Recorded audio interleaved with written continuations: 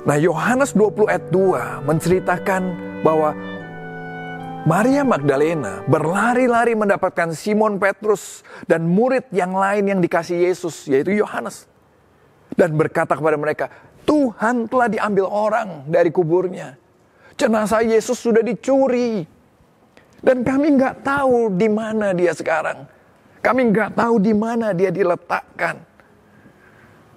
Lukas mencatat juga dalam Lukas 24 ayat 11 sampai 12. Tapi bagi mereka, bagi murid-murid Yesus, perkataan-perkataan perempuan-perempuan ini seakan-akan omong kosong. Mereka tidak percaya pada perempuan-perempuan itu. Sungguh pun demikian, walaupun begitu Petrus bangun lalu cepat-cepat pergi ke kubur. Ketika dia lihat ke dalam, dia juga ngintip-ngintip, wih benar kuburnya sudah terbuka. Dia melihat hanya ada kain kafan saja di sana. Lalu Petrus pergi dan bertanya-tanya dalam hatinya, apa yang terjadi ya? Petrus bingung. Lihat ini, sampai titik ini. Tetap mereka tidak terpikir bahwa Yesus bangkit. Mereka berpikir jenazahnya dicuri orang. Bahkan waktu Yesus mulai menampakkan diri sama di perjalanan di Emmaus. Lalu murid-murid yang di Emmaus itu datang berkumpul menceritakan lagi, hey kita melihat Yesus bangkit.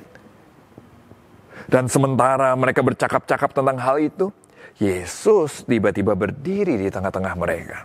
Dan berkata kepada mereka, damai sejahtera buat kamu. Apa yang terjadi? Mereka terkejut dan takut. Dan menyangka bahwa mereka melihat hantu. Sulit ya buat percaya. Bukan cuma sulit. Sebenarnya mustahil untuk seseorang bisa percaya kepada kebangkitan Kristus. Petrus terjebak dalam mengutuki Yesus. Dia bukan cuma menyangkal, tapi dia juga mengutuki Yesus.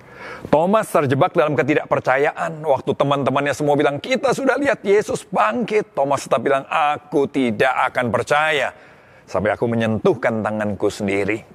Mereka semua kecewa, ketakutan, dan putus asa.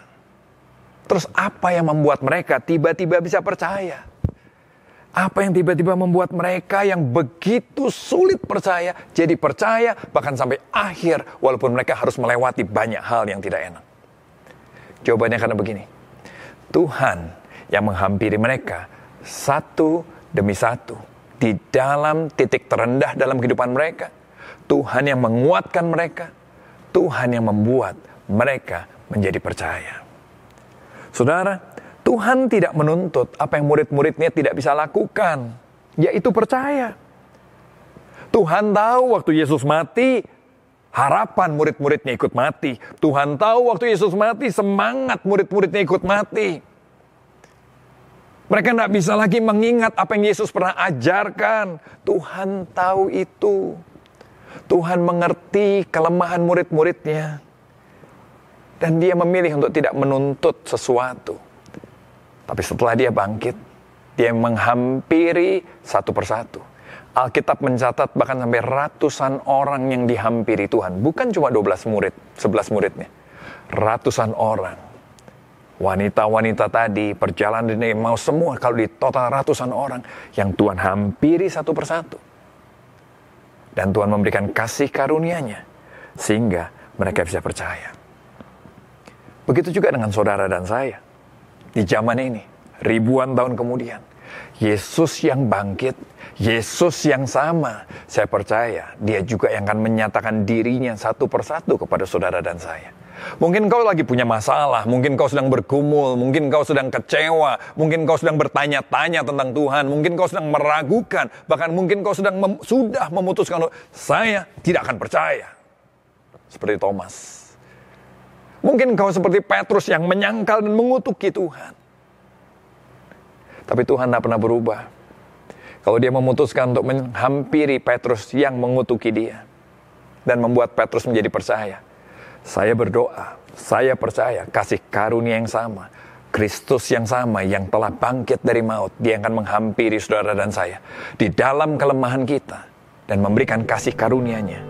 Untuk kita bisa melihat dia dalam kemuliaannya. Dan percaya kepada dia.